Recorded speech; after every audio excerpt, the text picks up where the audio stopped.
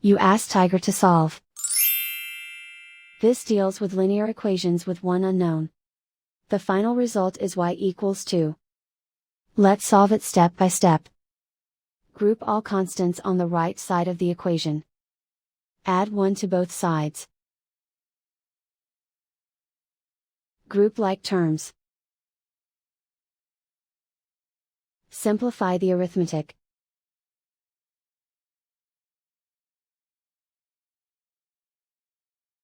Isolate the y.